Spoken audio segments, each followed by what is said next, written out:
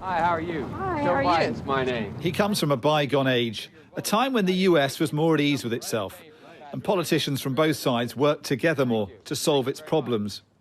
Now Joe Biden says he wants to bring that back to America's future. I will govern as an American president. The presidency itself is not a partisan institution.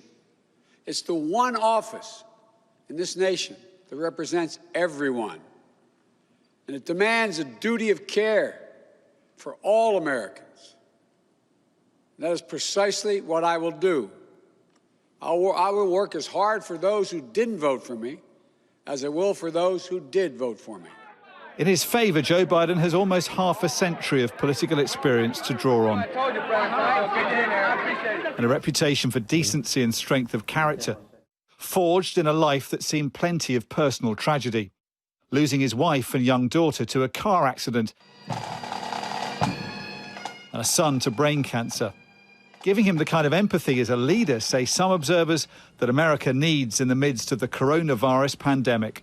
This is a man who's experienced personal tragedy more than his measure of personal tragedy. And I think he genuinely empathizes, with 1,000 Americans dying a day now from the pandemic. He empathizes with and understands what they are going through. So if you're looking for someone where I'm pretty sure he will be extremely effective and really communicate with the American nation, it's on the impact of the pandemic, the losses that people are suffering, the tragedies hitting, hundreds of families every day. That will be a real strength of his. Joe Biden always had an easy charm with voters who liked his all-American life story from humble beginnings to the Senate, then vice president. Those long years in office have given him huge experience and allies in Washington, where he's seen as a deal maker. But he has one big problem there too. Unlike Barack Obama, Bill Clinton and both George Bushes, Joe Biden looks likely to become president with control of only one house of Congress. It's much easier if your party has control of both the White House as well as both houses of Congress, the Senate and the House. He's going to have to work then with divided control of Congress.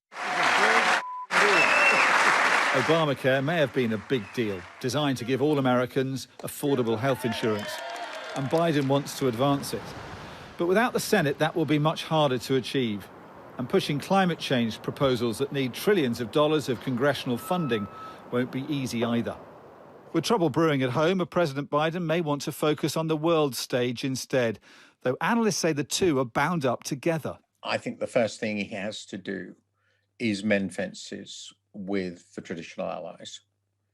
And the second thing he has to do is re-establish normal order in American domestic policy on things like climate and the disease. Domestic credibility is the basis of international credibility.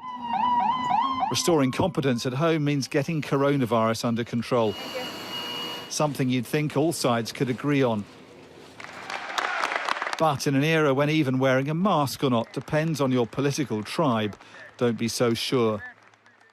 It's taken him a lifetime, but Joe Biden will finally make it to the White House as president. His challenge is healing America's divisions after the most rancorous election in living memory and getting its politicians to work together like they used to. If he can't, it's 4 more years of political gridlock. Bad news for Joe Biden, for America and the rest of us, when the world needs progress and leadership, beating the virus and saving the planet. Dominic Waghorn, Sky News.